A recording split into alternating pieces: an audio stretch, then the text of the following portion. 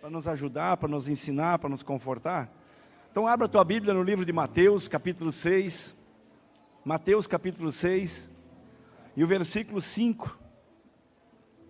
Versículos 5 e 6. Mateus 6, depois versículos 5 e 6. Vocês vão ver nesse versículo algo muito forte, assim, ó. E já vou dizer depois para tu abrir também Mateus 6, né? O versículo 16 e 17, depois. Mateus 6, 16 e 17 também. Diz assim, ó: e quando orares, não sejais como os hipócritas, pois que se comprazem em orar em pé nas sinagogas, nas esquinas, nas ruas, para serem vistos pelos homens. Em verdade vos digo que já receberam o seu galardão. Outro versículo: mas quando tu orares, entra no teu quarto, no teu aposento, fecha a tua porta, ora ao teu pai que está em secreto, e o teu pai que vê em secreto te recompensará publicamente. Coloca lá o 16 e 17. E quando jejuares, não vos mostrei contristecidos, como os hipócritas, porque desfiguram os seus rostos para que aos homens pareça que jejuam. Em verdade vos digo que já receberam o seu galardão. Tu, porém, quando jejuares, unge a tua cabeça e lava o teu rosto. Amém? Não anulando a oração do Oséias, mas eu queria que você apontasse a mão para cá. Eu preciso das tuas orações também. Eu queria que o mundo espiritual, nesse momento, Deus colocasse anjos poderosos a serviço dos céus, como ministradores. Porque miserável homem que somos, se não fosse a glória de Deus. Nós precisamos, né? Nós precisamos, porque Arroio do Meio é um lugar de muito principados e potestade do mal. O diabo vive atacando nós. A igreja, né? É só você olhar o que a igreja faz e a gente sempre está pelejando contra os infernos. Mas nesta noite, como tantas outras, o Senhor vai dar glória a esse lugar. Porque a glória não é no homem, mas a dele. Amém? Senhor, nos abençoe na pregação, nós te pedimos no nome de Jesus. Abra o céu sobre esse lugar. Que o teu povo que se chama pelo teu nome possa ouvir a tua palavra, meu Pai. Aquele que entrou triste sai alegre, aquele que entrou doente sai curado, aquele que entrou com problema sai com a solução, meu Pai. Em o nome de Jesus, que a tua palavra se estabeleça de uma forma tão grande, que ela venha transformar as pessoas, em nome de Jesus. Amém? O segredo, a chave, para qualquer crente que aceita Jesus, não existe outro meio, não existe outra forma. Os homens podem inventar outras formas, mas não existe. Se você vai pegar desde o princípio da Bíblia até Apocalipse, você vai ver que em Apocalipse, quando Jesus fala, o anjo da igreja ou das igrejas, as 7 igrejas, ele fala: eu viste as tuas obras, ouvi as tuas orações. A oração é uma chave que abre qualquer porta. A oração é o inimigo sabe que a oração, ela é uma afronta direta ao mundo espiritual contra as portas do inferno. A oração na boca de um crente que se humilha debaixo da potente mão de Deus, ele abre qualquer porta. É por isso que quando os reis oravam, quando o povo de Deus orava, ia para as guerras, a Bíblia diz que a vitória já era certa. Mesmo quando o povo pecava, mesmo quando o povo caía nas tentações, adorava ídolo, quando o povo se humilhava, orava, fazia um quebrantamento, jejuava, Deus perdoava aquele povo. Deus perdoava, Deus caía na graça. Deus tinha amor para quando o homem se humilha. Deus jamais vai humilhar uma pessoa, né? Às vezes nas igrejas ou nas congregações, a gente frequentou outras igrejas, e às vezes aquela menina que cortava o cabelo, aquela pessoa que fazia uma coisa errada, né? Às vezes até pecava, era chamada na minha época, na frente do altar, diante de uma ceia, e aquela pessoa, muitas vezes, mais que ela era humilhada. Dizia: agora você está numa disciplina de 1 mês, 2 meses, que feio. Né? Mesmo que ela pegasse uma disciplina segundo a igreja, mas não deveria ter humilhado, porque ninguém humilha, ninguém tem o direito de humilhar ninguém, nem Deus humilha ninguém. Deus nunca humilha ninguém. Mas como é que a Bíblia fala em humilhar-se? Mas Deus não quer humilhar nós, Deus quer que nós se humilhamos debaixo da potente mão de Deus, para que Ele nos exalte. O que é se humilhar? Deus não quer que Ele nos humilha. Não, mas quando nós se humilhamos, reconhecemos que tudo é de Deus, e que tudo Ele pode, e que tudo Ele faz, e reconhecermos a soberania de Deus sobre nossas vidas, reconhecemos que Deus tem todo o princípio do poder, e tudo Ele tem, Ele pode fazer tudo o que apraz, e quando nós se humilhamos, jejuamos, oramos, então Deus Ele vem sobre nós, de uma maneira tão poderosa, que nós começamos a conquistar, e todas as portas fechadas, Deus começa a abrir. A oração é a chave que abre as portas, o jejum é a chave que abre qualquer porta. Amém, irmãos? Nós podemos ver que aqui, tem duas negatividades. Quando Jesus prega aqui, Ele está falando para os fariseus, para os escribas e também para os doutores da lei e os apóstolos, os seus seguidores, os seus discípulos. Ele diz assim, vocês não oram desta forma, né? É uma negatividade, não ora dessa forma. No capítulo 6, versículo 5, ele diz, olha, vocês não podem orar dessa forma. Mas que forma? Como os hipócritas, né? Que eles vão às vezes e querem orar, aquelas largas orações, né? E tem um outro versículo que eles entram nas casas da viúva e começam a orar as orações para tirar até o dinheiro dos órfãos, das viúvas. Então Jesus, ele é contra essas orações de 2, 3 horas, em que a pessoa quer auto se promover. Às vezes nós estamos na frente dos irmãos aqui, e aí os irmãos começam a orar, quem quer orar mais alto começa a orar, parece que a pessoa quer aparecer naquela oração. E não pode. Jesus está contradizendo, não oreis dessa forma. E também Jesus fala assim, quando vocês jejuar, vocês não jejuam desta forma. Mas que forma? Como os hipócritas, que eles saem jejuando e contando para todo mundo, e vem às vezes, irmão, eu jejuei 7 dias. Né? Às vezes tu vê na televisão, o apóstolo fulano está jejum 30 dias. Né? E aí ele vem todo desfigurado no altar lá. Irmãos, já perdeu o galardão. Jesus disse, não oreis desta forma como os hipócritas, não jejueis dessa forma, mas quando vocês oram, agora tem uma afirmação, orem dessa forma. Quando vocês querem orar mesmo de verdade, vocês não precisam vir na igreja aqui orar 3 horas para uma pessoa. Não, ora lá no monte, no quarto, no secreto, e quando a pessoa vem buscar o milagre, você bota a mão e declara o milagre. Porque a oração já está feita, você acumulou no banco espiritual aquele acúmulo de riquezas e orações. Amém? É uma das riquezas. Você bota o joelho no chão e Deus olha para baixo e diz, ele tem orações, tem crédito comigo. Em muitos momentos eu não tinha força para orar.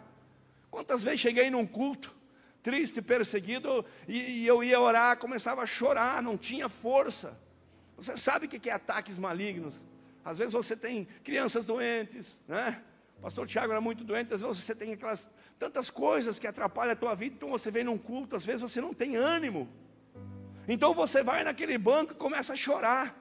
E aí vem os anjos, porque a Bíblia diz que Deus recolhe as nossas lágrimas. E de repente você ouve que um irmão marcha lá e Deus manda aquele irmão entregar uma profecia. E parece que ele conhece toda a tua vida, mas ele não conhece, mas o Espírito conhece. Porque ele ouviu o teu gemido lá em casa e você chegou aqui, nem precisou orar, porque Deus já sabia o que você precisava antes de abrir a boca. Então quando você ora, fecha a tua porta, aí Jesus afirma, e o Pai que te vê em secreto, o Pai que te vê no secreto, ninguém vai saber. Ninguém sabe se você orou, se você não orou. Eu não posso afirmar quanto você orou essa semana. Eu não posso dizer quantos minutos, segundos, horas. Mas uma coisa eu tenho certeza, se você orou, Ele vai te recompensar publicamente hoje.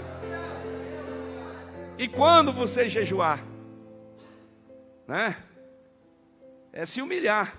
Jejuar é humilhação. Não é eu me humilhar para os homens. Pastor, eu estou me humilhando para o fulano. Deus nunca mandou eu me humilhar para ninguém. Que história é essa? Agora eu vou me humilhar para o fulano está me perseguindo, eu vou me humilhar. Não, eu não vou querer conversa com ele, deixa ele para lá, eu para cá. Vou orar por ele sim, vou perdoar. Eu tenho que me humilhar debaixo da potente mão de Deus, para que Ele no tempo certo me exalte. É para se humilhar para Deus, não para os homens. Agora se você tiver errado, vai lá e pede perdão. Então Jesus dá a receita também agora de uma afirmação, diante de uma negatividade de não jejuar de uma forma, né? Como os hipócritas, que chegam aí desfigurados, pai irmão, eu estou num jejum forçado, pai irmão, jejuei a semana inteira, já perdeu. A maioria das vezes ninguém sabia, viu, evangelista Gilmar? Quantas vezes eu orei pela minha esposa, pela minha família, por situações adversas. Eu preparava aquele banquete, a minha esposa chegava do colégio, tinha batata frita, tinha suco de limão, suco de laranja às vezes, né? Tinha aquela carne feita lá e eu saía, onde é que tu vai? Eu já comi. E eu pegava, eu saía para as vilas, e eu ia lá para cima, para Dona Rita e voltava. E orava por São Caetano, orava, às vezes ficava 3 dias. Hoje eu posso falar porque passou. Eu não preciso mais essa recompensa, porque eu já adquiri essa recompensa. Eu converti minha família, converti minha esposa, converti... Deus me exaltou publicamente como um pastor, abrindo 2 igrejas. Eu não preciso mais recompensar aquilo. Deus já me recompensou publicamente. E as pessoas às vezes olhavam para mim e não sabiam, porque Jesus, ele condena aquele jejum que a pessoa, estou jejuando, irmão. Não, já perdeu, pode parar de jejuar. Jesus diz que quando você jejuar, lava o teu rosto e não transpareça para ninguém que você está afligindo a tua alma. E aí está a chave de tudo. Eu vou lhe provar que o jejum e a oração no secreto, ela abre e tira qualquer vício, ela abre e tira qualquer pessoa do fundo do poço, ela te traz prosperidade, ela abre o céu sobre a tua vida. É verdade. Porque se você pegar em Ezequiel 28, diz assim, e tu, Satanás, que andava entre as pedras afogueadas, que subisse ao mais elevado céu, e entre os querubins da guarda quis estipular o teu reino. Quem está falando aí? De Lúcifer. Onde é que está escrito também? Isaías capítulo 14.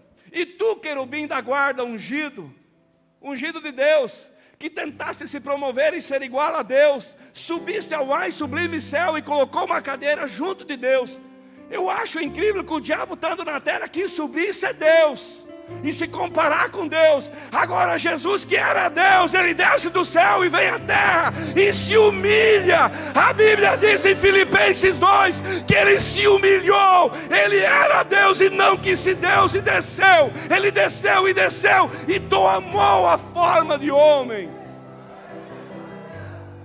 O diabo se exaltou e quis subir. Por isso que Tiago diz assim: Deus resiste aos soberbos, mas dá graças aos humildes.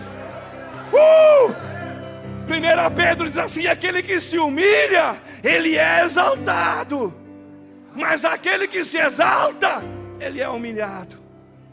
Meu Deus do céu, que Deus poderoso é esse, que o diabo quis subir e quis ser Deus, e Jesus sendo Deus, a Bíblia diz que ele desceu, e foi se humilhando, e de repente ele chega na terra em forma de homem, ele jejua, sente dor e sente frio, e se humilhou, e um dia ele teve a morte da humilhação, a morte de cruz, e lá estava ele, e o diabo achou que tinha vencido. Morreu aquele homem lá, humilde, o filho do carpinteiro. Mas só que ele não leu a próxima página de Filipenses 2, porque diz que ele se humilhou, e tornou homem. Mas no próximo capítulo diz: mas Deus o exaltou sobremaneira, tão grande, mas tão grande, que todo joelho tem que se prostrar e adorar e reconhecer que Ele é Senhor. Esse é o Deus que eu prego. É o Deus que inverte as coisas. O da fim da fila vai para frente, o da frente vai para trás. Que coisa mais linda. 13 filhos. Um morreu com 9 meses. Quando faleceu a minha mãe, meu pai disse assim: ela conhece o meu pai. Ela conviveu com meu pai muito tempo quando era viúvo. Fazia o churrasquinho, né, querida? E às vezes eu ia lá. Ela dizia: pastor, quer um golinho de cerveja? Pergunto para ela se eu bebia. Não bebia. Eu sabia me comportar. Ela nunca pode falar mal de mim, né, querida? Mas o pai estava lá com ela. E eu ficava feliz que ela fazia companhia. Meu pai hoje está com 97, 98 anos. Mas quando nós era menino, depois que faleceu minha mãe, e o meu pai já tinha perdido 3 irmãos, o Luiz, o Paulo, né, e perdeu mais a Lourença, a Terezinha e o Celso. Eu já perdi 6 irmãos. E um dia, quando faleceu meu irmão Luiz, ele me chamou, ele disse: filho, eu tenho que confessar. Talvez até fique chato eu falar, mas aconteceu uma coisa, nós tentamos te abortar. E não foi o primeiro. Eu era o 13 filho. Porque nós não queríamos mais filho. E eu acho que nenhum dos meus irmãos sabia. E poucos eu contei, se eles querem assistir o vídeo. Eu disse: pai, não se culpe mais. Eu abracei ele e disse: por quê? Porque Deus me exaltou, pai. Porque ele tinha um projeto com o último, o Davi lá atrás das malhadas. Mas filho, você não tem nada, agora você vira crente. Tem que levar tudo para os pastores e começa a chorar. Porque eu era tão pobrezinho, Vilmar, né? E meu pai teve pena. Eu disse: pai, eu posso estar atrás das ovelhas, mas isso não é o fim. O fim o pai vai ver, antes de morrer, onde é que o pai vai ver o seu filho exaltado? E esses dias eu cheguei nas palmas lá, ele olha para mim e disse: meu filho, que bom que você está grande. Eu disse: não, grande é o Deus que eu sirvo, porque Ele me tirou de baixo, me colocou lá em cima. É aquele Deus que ninguém acredita, é aquele Deus que parece que humilha, é aquele Deus que parece que pega e te espreme, mas depois Ele te exalta, que as pessoas vão ter que bater continência para você. Que Deus poderoso esse. E abracei o meu pai. O Miguel hoje na igreja, né, Miguel? Nós brigando nos campos de futebol, dando pau lá, né? Lá no Palmeirense. Pois eu me sumi com 21 anos de Palmas, me converti, casei. E hoje o Miguel está comigo. Que alegria ele poder ouvir eu pregar a palavra de um Deus tão poderoso. De ele ver que eu fui pecador, mas que Deus tira o pecador lá de baixo e coloca entre os príncipes. Eu não sei a tua história. Eu não sei por que você veio, se você é visitante. Eu nem pedi para os visitantes, mas eu tenho uma palavra. Se você está sendo humilhado, se tem pessoa te perseguindo, Deus vai te exaltar. Hoje é o dia que Deus agendou no calendário dele para mudar a tua história. Amém? Mas olha bem, filhinhos, no capítulo de 1 Reis 21, 27, não precisa nem botar, porque eu vou ter muito versículo. Acabe era um homem mau, um rei que era poderoso, venceu os sírios, tudo bem, mas Deus sempre na expectativa que ele mudasse, mas ele nunca mudou, ao ponto que Deus manda um profeta trancar o céu 3 anos e meio.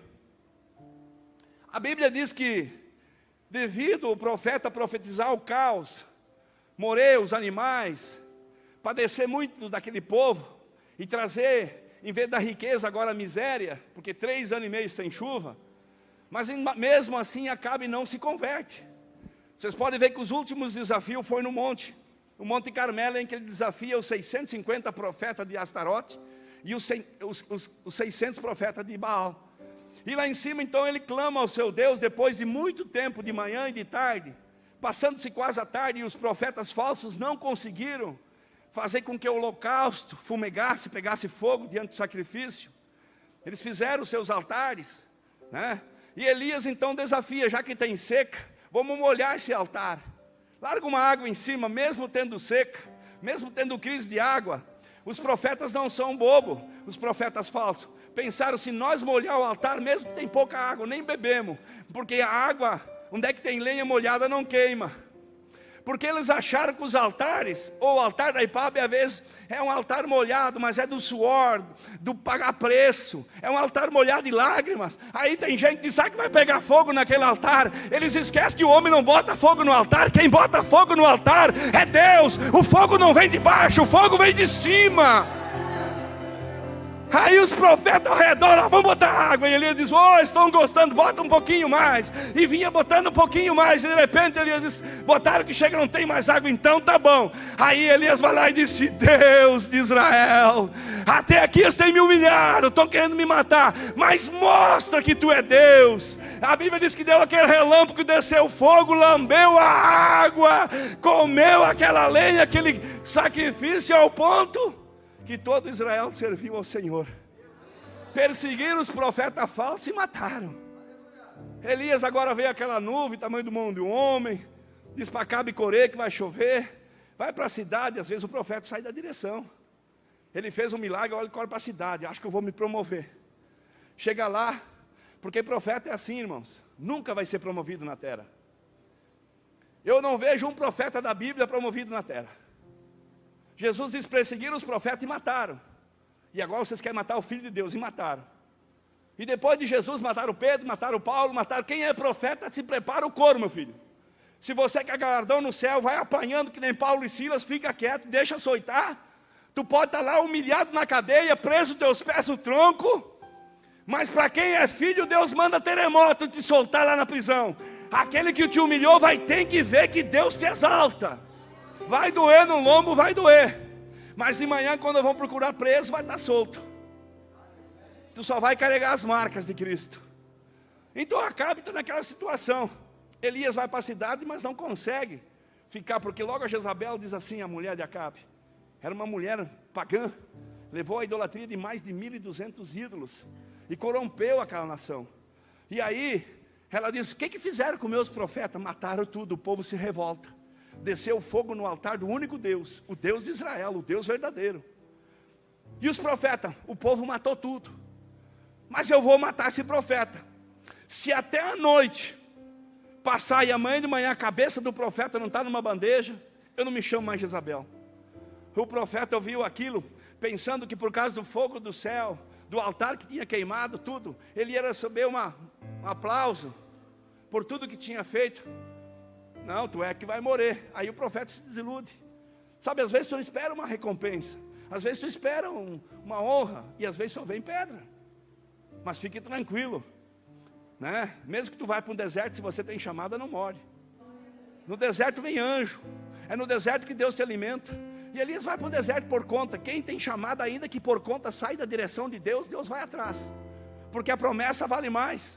Me explica isso. Moisés está aqui com o povo, e o povo começa a amaldiçoar Deus, quer água, quer isso, e Deus vai servindo. De repente Deus se enjoou, vou matar. Moisés disse, não, então mata eu primeiro. Moisés, mas tu não pecou, não posso matar quem não peca, porque vai contra a minha lei.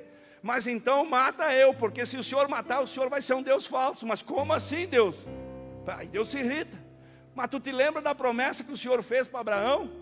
Que ia tirar um povo, Deus, meu Deus do céu, Moisés começando a lembrar Deus das promessas. Você ouviu uma profecia aqui, você recebeu uma promessa?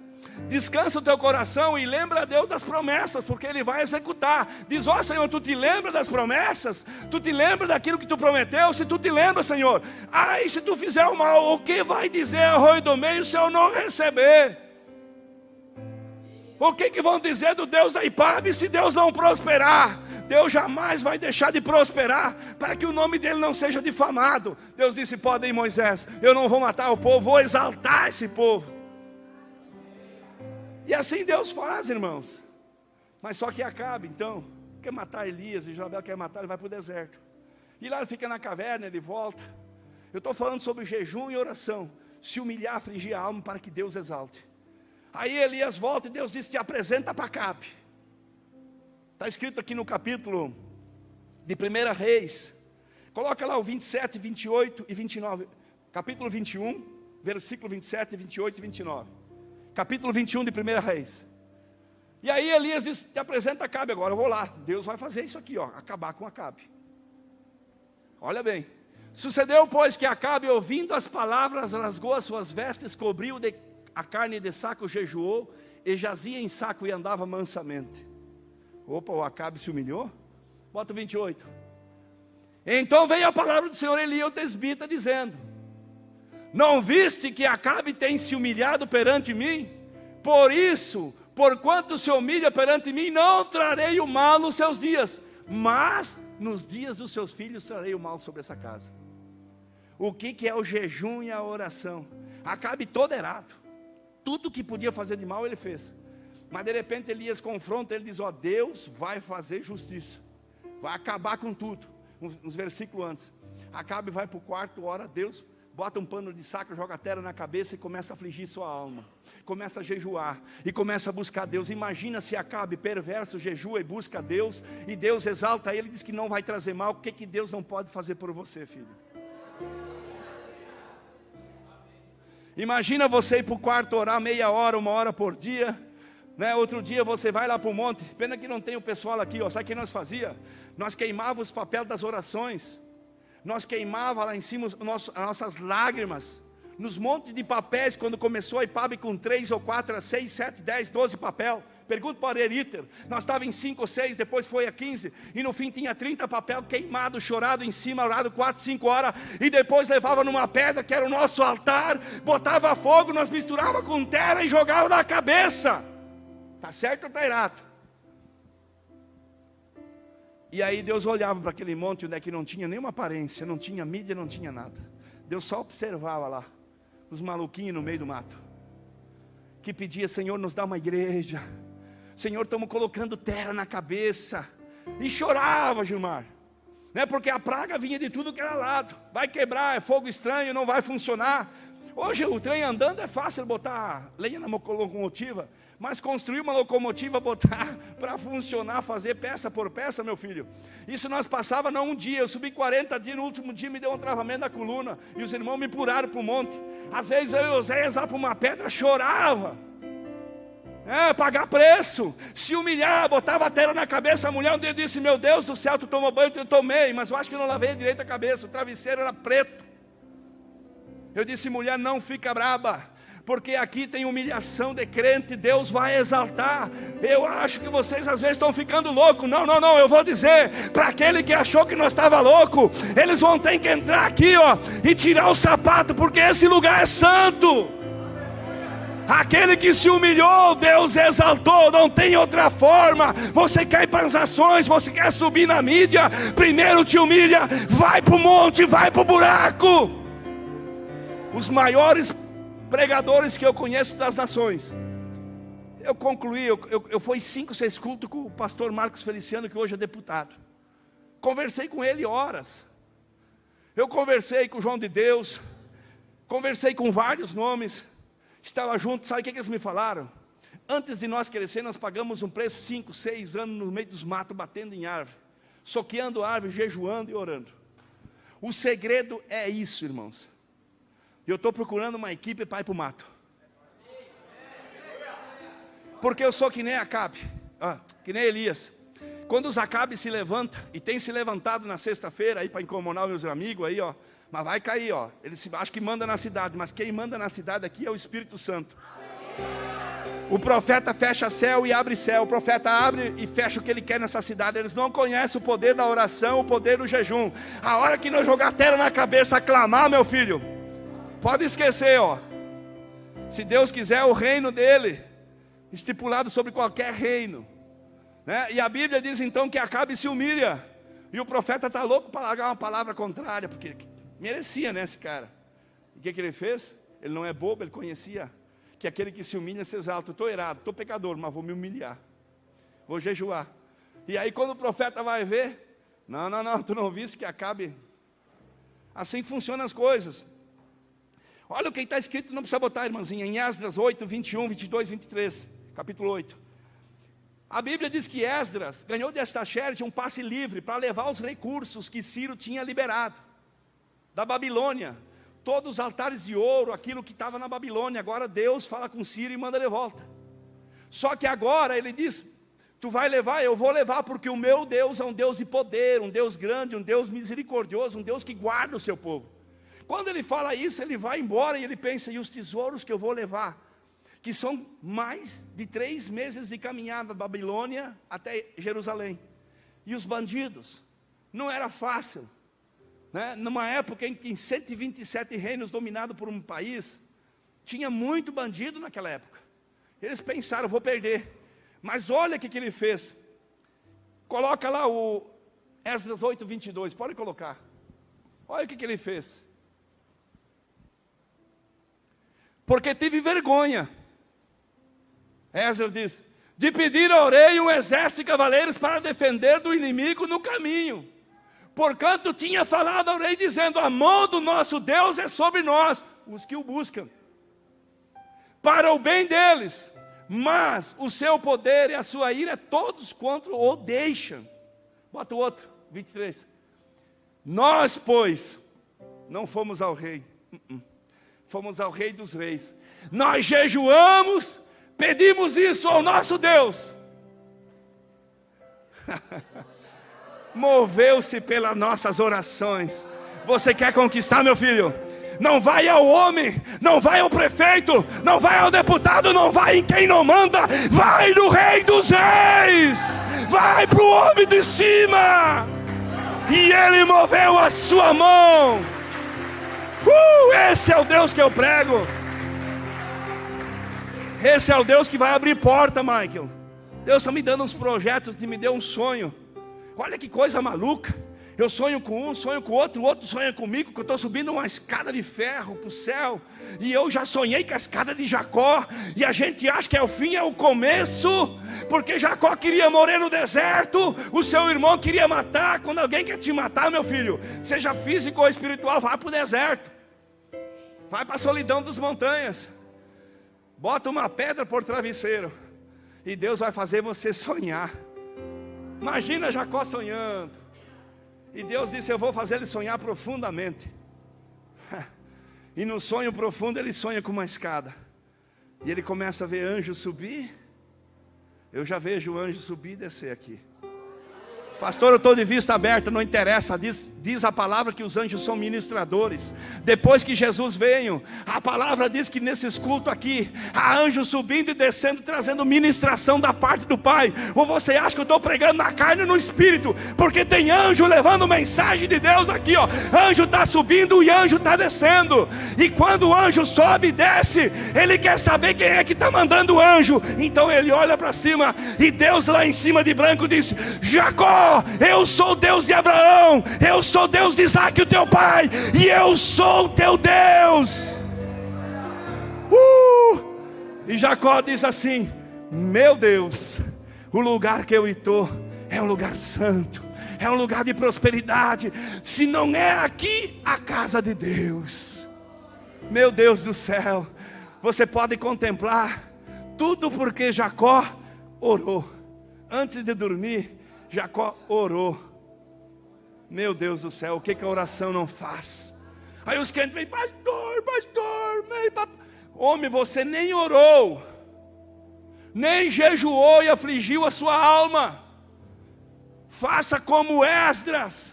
Ele diz: eu poderia, mas eu preguei um Deus. Eu poderia me queixar, mas eu falei que eu estou na IPAB e tem um Deus. Eu poderia dizer que eu estou sofrendo uma crise, mas eu falei que eu sou crente. Eu poderia, mas eu não vou porque eu tenho vergonha.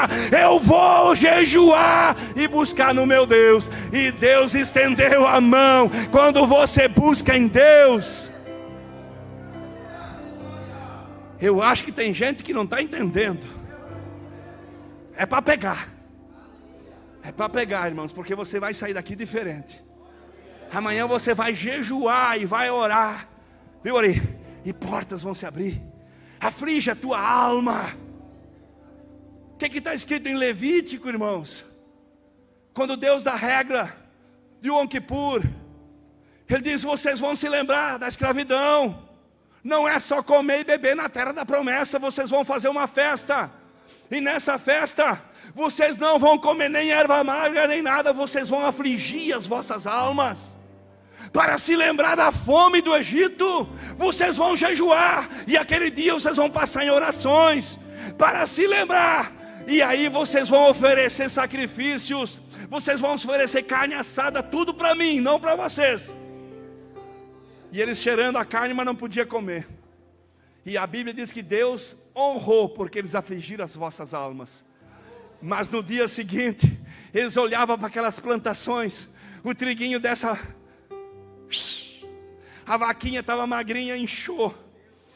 Aquele que não paria, começava a parir. Sabe o que é? Afligir as vossas almas. E Deus diz que Ele ouviu o aflito e o necessitado. É o segredo, meu filho. Meu Deus do céu. E o que aconteceu com Esther, capítulo 4? Bota lá o 4:12. Esther 4:12. Tinha um dito de morte: vão matar todos os judeus. Naamã, se covarde, se prevaleceu de uma lei, que ele era um comandante do exército. Fez uma lei e colocou por baixo para o rei assinar. E o rei assinou a ordem, e não pode um rei voltar atrás.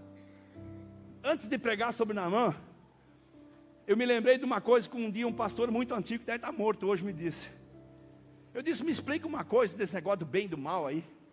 Se Deus sabia que o diabo ia existir, por que Ele fez o diabo? Se Deus sabia que o diabo ia se atrever, por que Ele fez esse cão com a pomba gira aí? E se Deus sabia que o homem ia pecar no Éden, por que Ele permitiu botar aquela árvore no meio?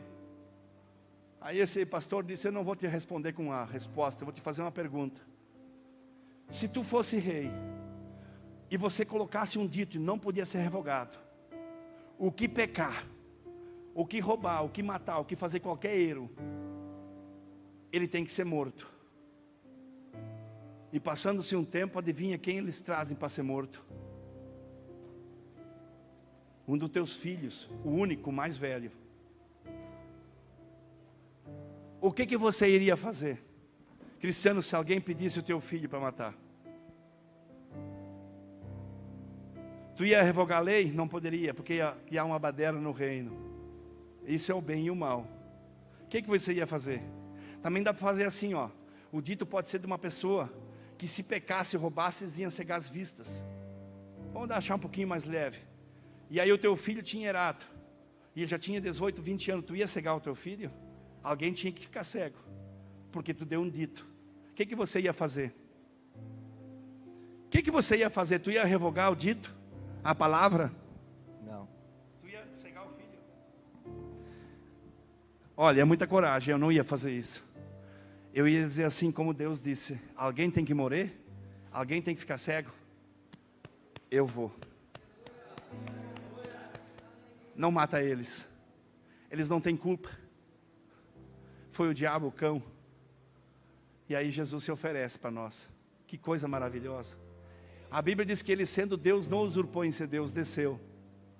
E disse: tem que pagar o preço? Eu vou pagar. Mas é morte de cruz, eu vou. E às vezes nós não entendemos isso. Tinham dito contra todos os judeus: morte. Porque um homem colocou por baixo, e ele assinou um decreto, que todos os judeus das províncias, 127 províncias, do Nilo ao Egito, do Egito do Nilo até a Etiópia, tinha que ser morto. Coloca lá, 4:12, se eu não me engano.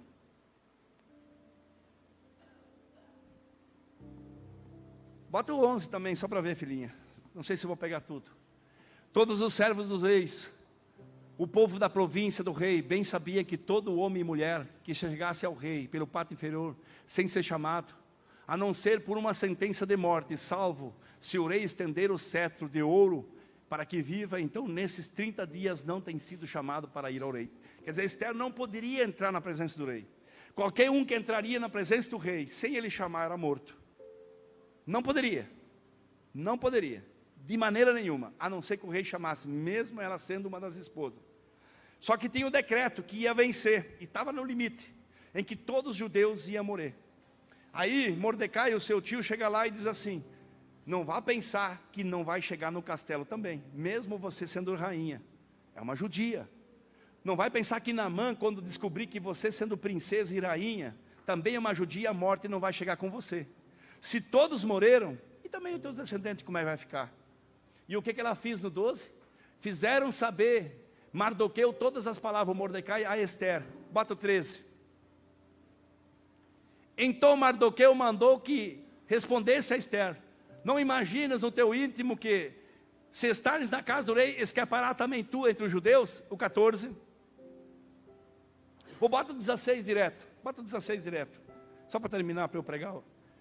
Vai, ajunta todos os judeus que se acharem em Suzã, jejuai por mim, e não comais e nem bebeis por 3 dias, nem de dia e nem de noite. Nem eu, nem minhas servas também, assim jejuaremos, e assim iremos ter com o rei. Ainda que não seja segundo a lei, não e se parecer, perecerei. Amém, irmãos? A luz me atrapalha um pouco. Final, ela mandou jejuar e orar por 3 dias. E ela ia entrar no rei. Sabe quem representa aqui o Antigo Testamento? Representa o Deus. Causas que não poderia nós entrar. Não poderia, ninguém conseguia ter acesso ao rei, ao Deus, a não ser uma vez por ano no sacrifício.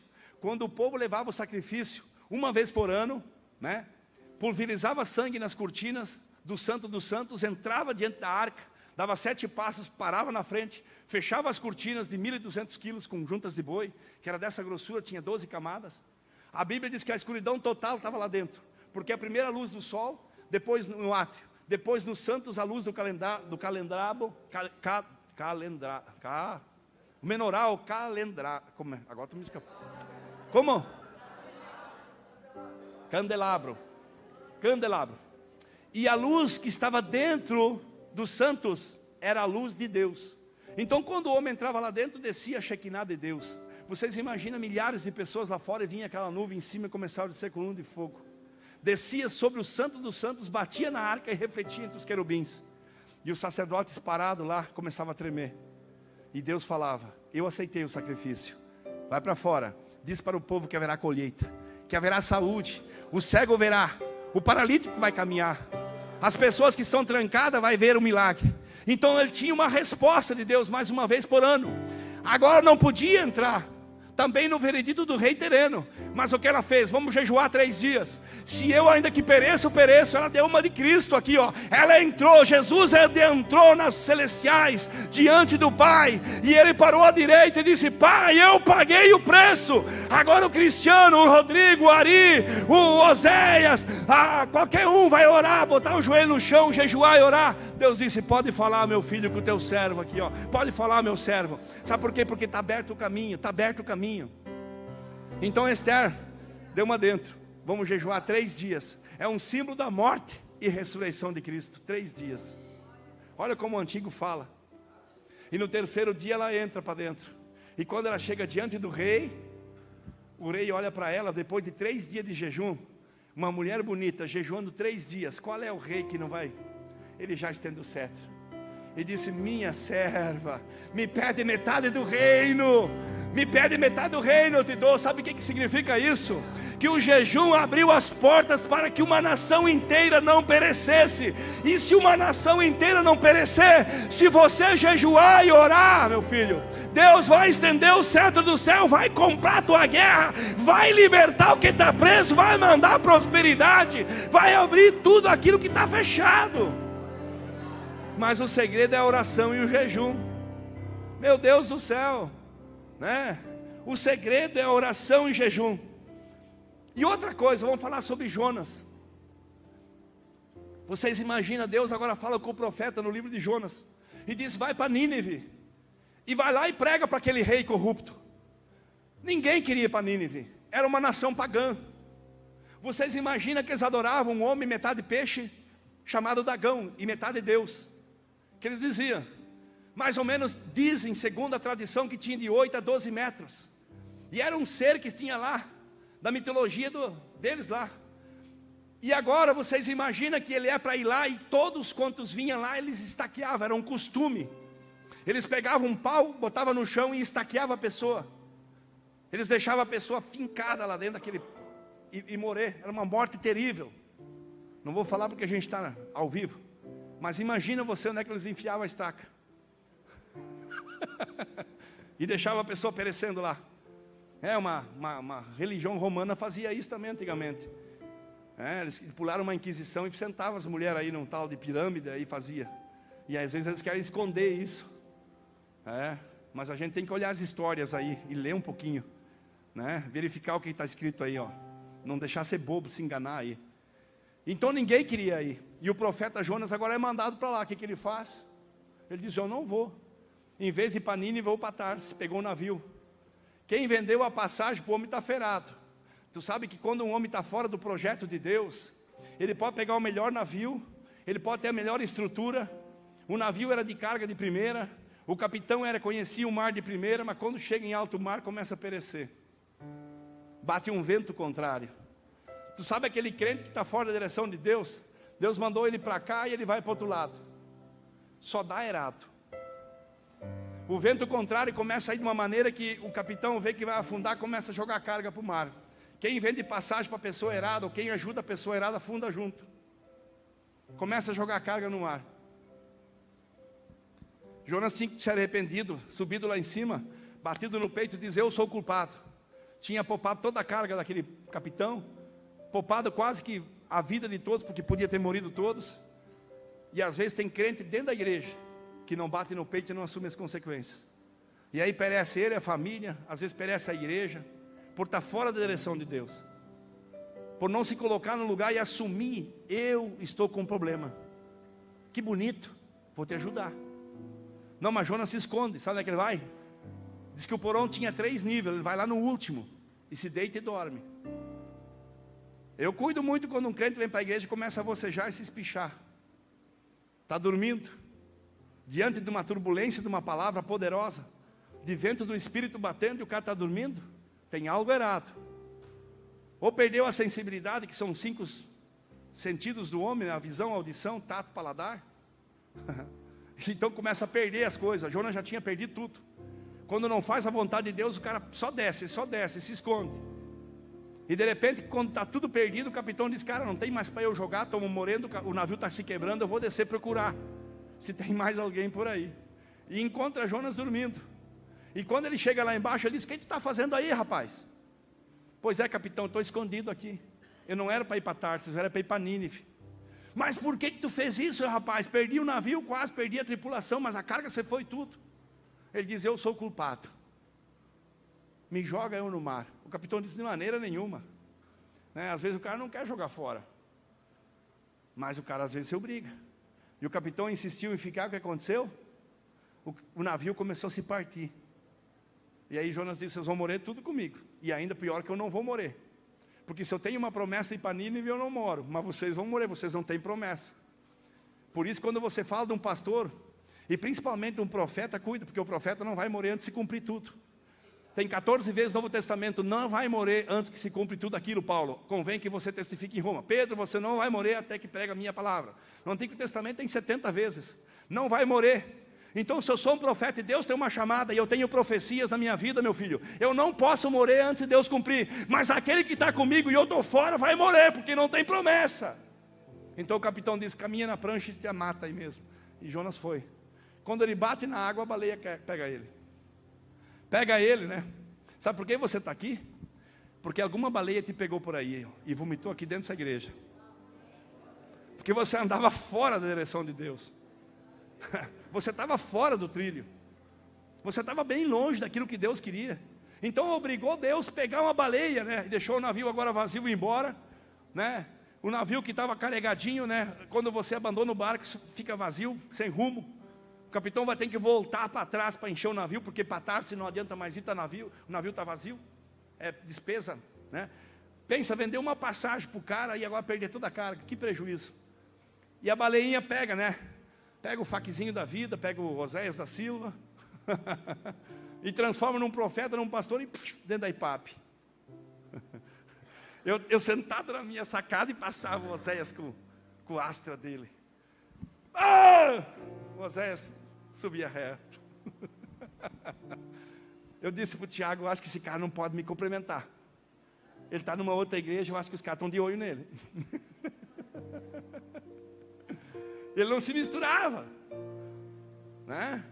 Porque não era culpa dele. E hoje estão pedindo para se misturar, né, Gilmar?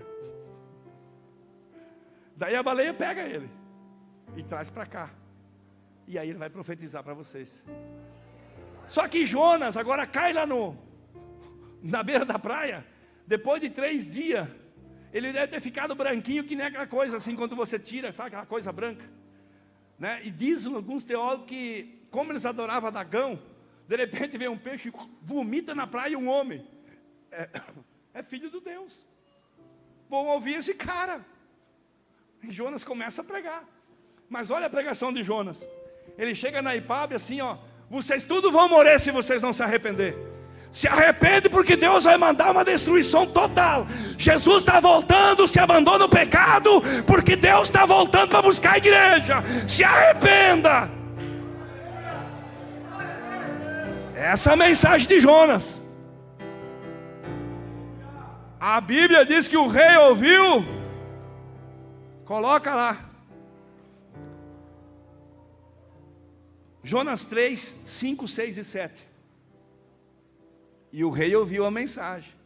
Tu sabe que quando Deus fala, pode ser quem for. Eu já taquei juiz na praça. Mas quando Deus falou, meu filho, eles estremecem. Ah, se você é um profeta e tem uma palavra de Deus, e você está em jejum e oração, e você chega diante do homem e diz: assim diz o Senhor, eles tremem na base, porque eles sabem que tu tem uma palavra do céu.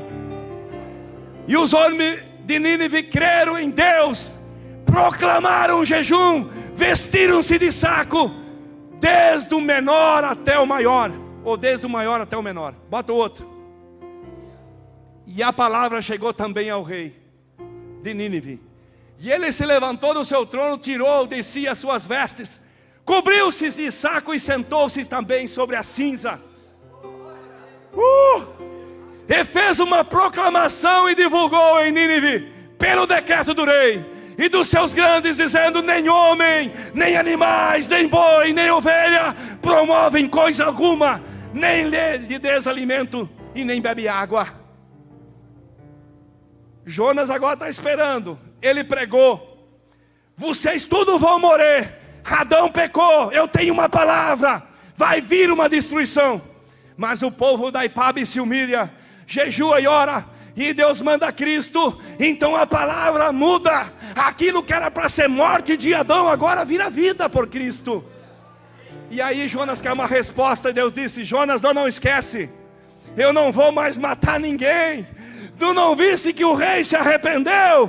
Ele está jejuando em saco e está com cinza na cabeça. Eu não posso matar quem se arrepende. Meu Deus do céu, você está com uma doença? Deus destinou você à morte. Veste pano de saco, vai para a cinza, joga a tela na cabeça. Cara, eu estava com um rim aqui, ó. Pode pedir para o pastor Tiago, o médico falou. Até a igreja me deu uma baita oferta uma vez.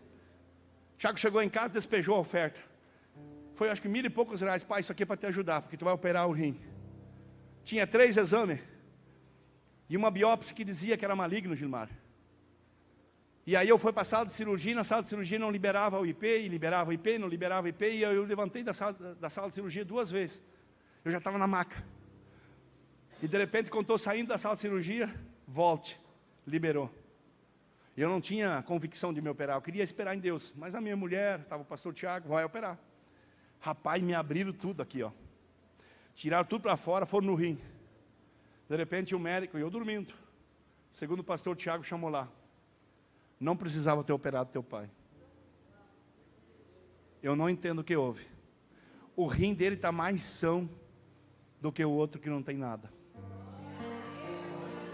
Examinei, reexaminei, reexaminei. Aí eu estou lá no quarto 3 dias sofrendo, operado. Digo: Deus, por quê? E Deus disse: eu te trago aonde eu quero, em Nínive.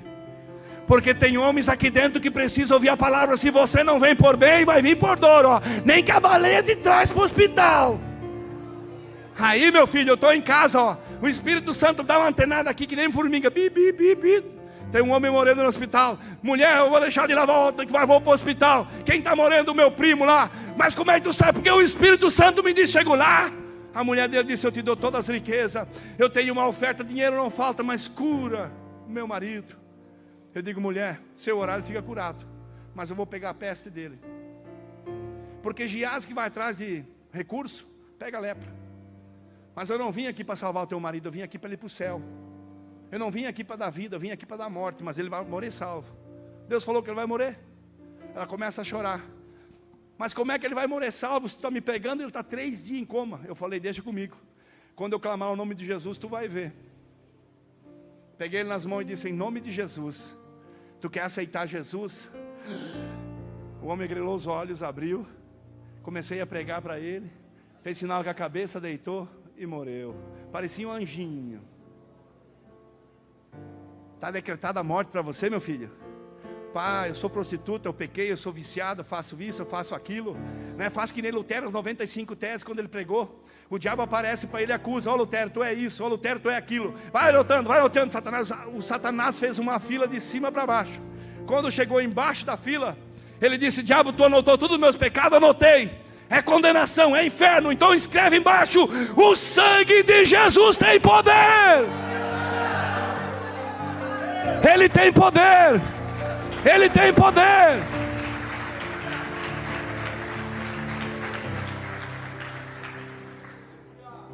Ele tem poder. Se um rei de Nínive, perverso, que matou milhares, ele se humilha e é perdoado, e Jonas fica triste, sabe que Jonas sai da cidade de Nínive, sabe o que ele faz? Ele senta no sol para morrer, e diz: Deus, eu sabia que o Senhor é misericordioso, quando o pessoal se humilha, o Senhor perdoa, por que me mandou aqui, por que não perdoou direto? Mas como é que vai perdoar? Como é que vai perdoar essa menina aqui, ou essa menina, essa aqui, se não conhece a palavra de Deus? Daí a menina vem toda problemática, com o estômago podre, o pastor prega para ela como Nínive, ela se arrepende e é curada. Nínive tem que ouvir a palavra, né, irmãzinha? E ainda eu achei ela no meio de todo mundo. Ainda bem que eu não paguei o preço, porque todas as vezes que eu revelo alguém, a Márcia paga o preço. Porque quando a Márcia traz alguém, as pessoas dizem assim: ô Márcia, de novo tu contou minha vida para o pastor? Rapaz, sábado eu fui numa casa, mas me deu uma ira santa que vocês não imaginam. Porque me levaram uma mulher aqui e eu profetizei toda a vida da mulher.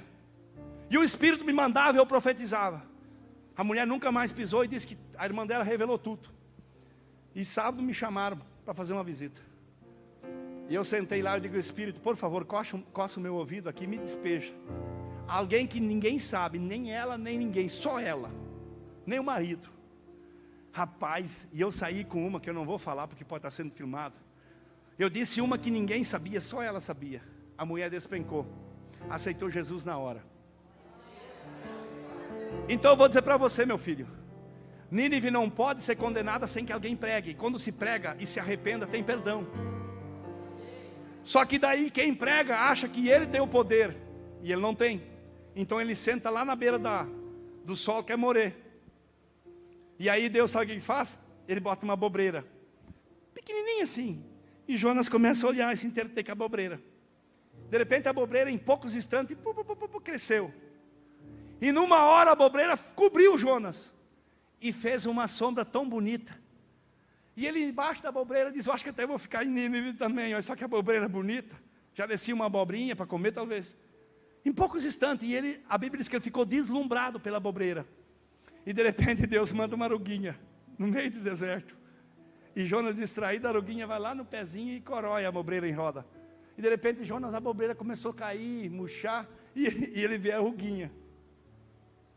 Deus, mas por que tu matou essa abobreira, permitiu essa ruga?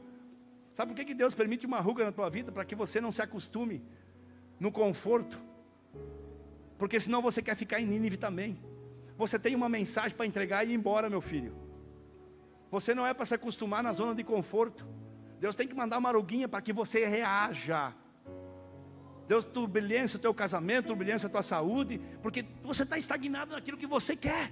E Deus quer te levar lá para frente, Nínive. É só uma passagem. É que nem o moço que foi pregar. Ele era para pregar e sair. E ele voltou para trás porque o profeta enganou ele. E ele morreu por um leão. Não era para entregar e sair, era para entrar em Nínive, entregar e morar. E o que aconteceu? Jonas quis morrer por causa da abobreira. Eu fico louco, tem gente que quer morrer até por causa de uma abóbora. Mas não quer morrer por causa do irmão que está aí precisando da palavra. Convida para uma visita, não quer. Mas com um churrasco tem 30.